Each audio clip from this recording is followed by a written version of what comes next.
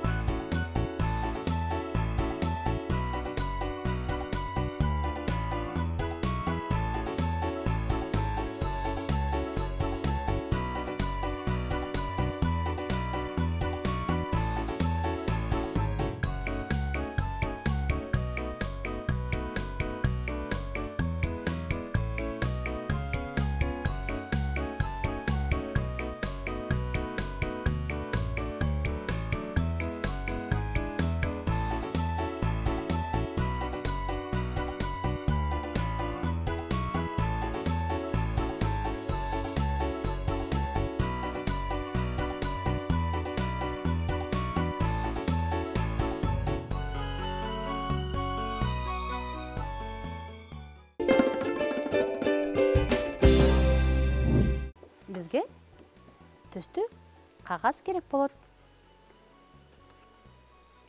Төстүк кагазды балдар биз учун алып, мындай кылып эки бүктөп,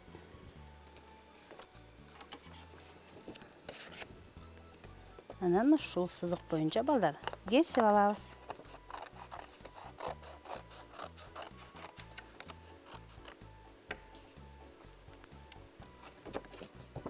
Эми тик бурчтукту биз ортосунан 2-3 бурчтукка бөлөбүз. Эми жарым үч бурчтукту дагы балдар ортосунан сызгычтын жардамы менен чийип 2ге бөлөлү. Эми 3 бурчтуктун экинчи бөлүгүн дагы ортосунан сызгыч менен 2ге бөлөбүз. Квадратты балдар мен мындай 2-3 бурчтукка бөлүп алдым. Эми жарым үч бурчтукту балдар дагы 2 бөлүккө бүктөп бөлөбүз. Кесебиз. Мунун жарымын дагы 2ге так ортосунан 3 бурчтуктарга ажыратабыз.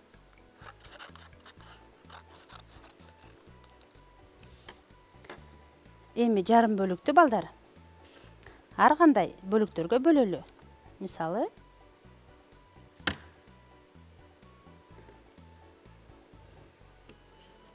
мындай. Анан бул жерден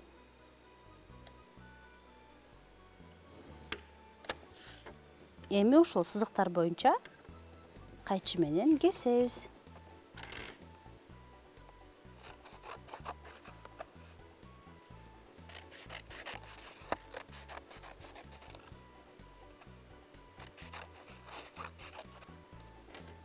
Жарым үч бурчтукту мен балдар 3 бурчтук, бир тик бурчтук жана бул 1, 2, 3, 4.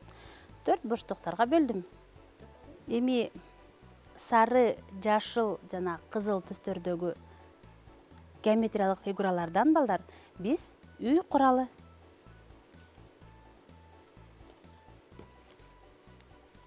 Үйдүн чатырчасын сары түстө.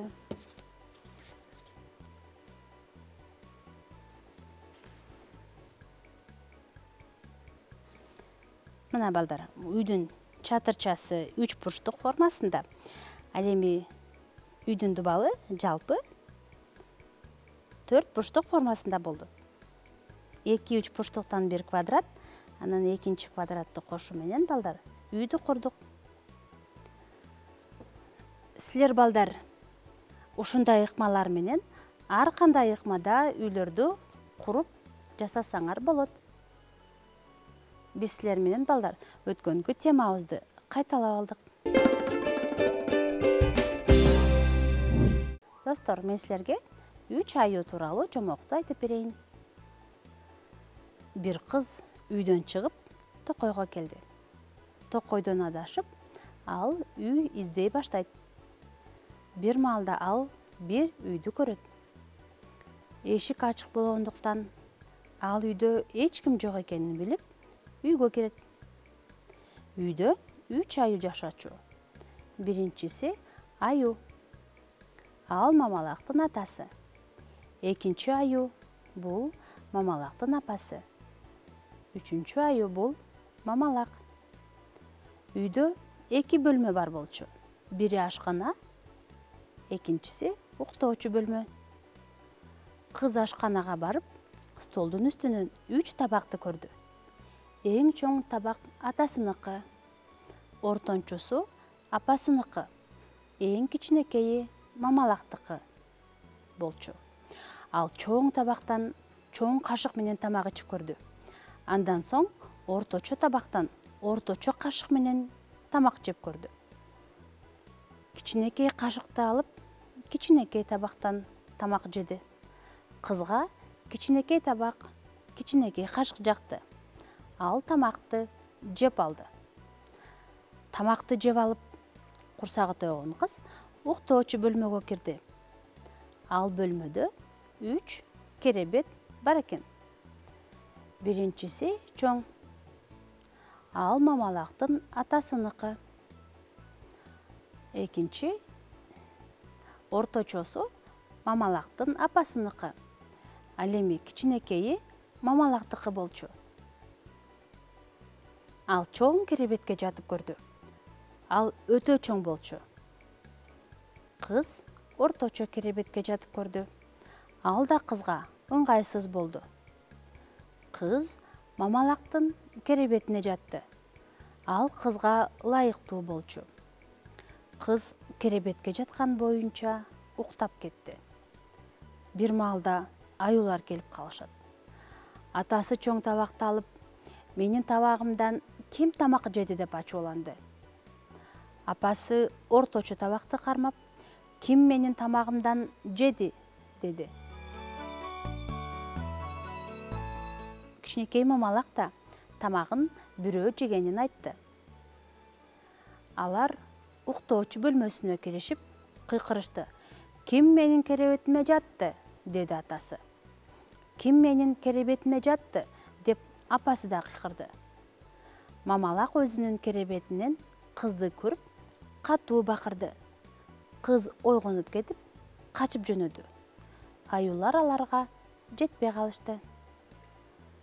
Жомоктон биз балдар чоң, орточо жана кичине табактар, кашыктар, чоң, орточо жана кичинекей керебеттер тууралуу билдик. Керебет, табак, кашык аюлардын көлөмдөрүнө жараша чоң, орточо жана кичине экенин байкадык. Балдар, менин колумда 2 козу карын бар. Келгиле ушул 2 козу карынды салыштырып көрөлү. Биринчи козу карынга экинчи козу карындын бетине койсом, экинчи козу карын биринчи козу карындан кичине экен. Демек, экинчи козу карын биринчи козу карындан көлөмү боюнча кичине. Балдар, биз силер менен чогуу жомоктогу каармандардын атасынын, апасынын жана кичинекей мамалактын табактарын жасайлы. Табактар алардын көлөмүнө жараша чоң, орточо жана кичинекей болчу.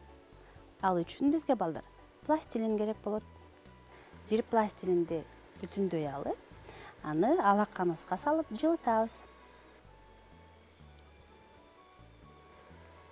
Пластилинди алаканыңарга салып жылытып алгандан кийин балдар, аны ушундай кылып жаябыз.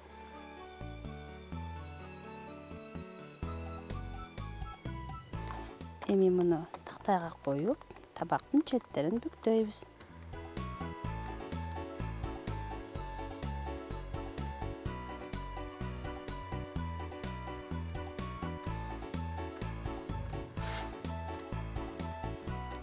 ушинтип балдар табактын четтерин пластилинди түстөп айлантып жасап турабыз. Балдар, мына мен пластилинден чоң табак жасадым. Бул мамалактын атасынын табагы. А силер болсо чоң, орточо жана кичинекей табактарды өз алдыңарча пластилиндерден жасагыла. Балдар, ушуну менен бүгүнкү сабагыбыз аягына чыкты. Кийинки сабактарда кайрадан көрүшкөнчө саламатта калгыла.